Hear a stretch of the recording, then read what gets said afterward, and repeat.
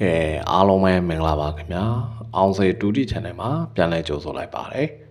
ကဲမနေ့ကကျွန်တော်တို့အဖွဲ့ဝင်တွေအားလုံးပဲအဆင်ပြေကြမယ်လို့ထင်ပါတယ်ဗျာနော်ကျွန်တော်စာတိုပတ်တီမနေ့ညအောင်မြင်ခဲ့တယ်ကျွန်တော်တို့မွေးကနန်းနှစ်ကလည်းအောင်မြင်ခဲ့တယ်ဗျာနော်နေ့တိုင်ကတော့ကက်လွဲလေးနဲ့ပဲထပ်ပြီးတော့ခံလိုက်ရတယ်ကဲဒီနေ့တော့ကျွန်တော်ရဲ့ချင်းမိတ်ဆွေများအားလုံးအတွက်အကောင်းဆုံးကြိုးစားပေးထားပါတယ်ကျွန်တော်ရဲ့ YouTube မိတ်ဆွေတွေရောအဖွဲ့ဝင်တွေရောအားလုံးအတွက်စူးစမ်းပေးထားပါတယ်ဗျာနော်ကဲဒီနေ့အရန်လာတယ်မထီမပေါက်ကီရဲ့ကျွန်တော်တို့ဝမ်းကျင်းရင်ရှိပါတယ်ဗျာနော်ကဲထုံးလာနိုင်မယ်ကျွန်တော်တို့အင်္ဂါနေ့မနေ့အတွက်ပေါက်ကွန်တန်းလေးမရယူခင်မှာကျွန်တော်ရဲ့အောင်စေဒူတီ channel အကောင့်တစ်လေးကို subscribe နဲ့ရသေးဘူးဆိုလို့ရှိရင် subscribe လေးနေတာပေးဖို့တောင်းဆိုချင်ပါတယ်ဗျာနော်ကျွန်တော်တို့အသစ်တင်တိုင်းပေါက်ကွန်တန်းတွေတင်တိုင်းတွေ့အောင်လို့ subscribe ပေးတာ notification ခေါင်းလောင်းလေးလည်းနှိပ်ပေးထားကြပါဦး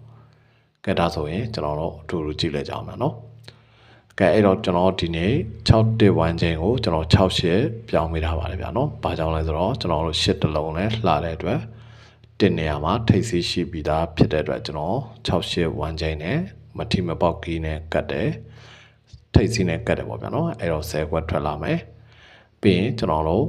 10ခွက်ကနန်း2ခွက်ရှိတယ်ဗျာနော်ကဲအပိုင်း break ကိုတော့ကျွန်တော်ညနေမှာတင်ပေးပါမယ်ဗျာနော်ဒီမနက်ကျွန်တော်မသိချလို့မတင်သေးပါဘူးဗျာနော်ကဲဒါဆိုရင်ဒီနေ့မနက်အားလုံးကံကောင်းကြပါစေခင်ဗျာ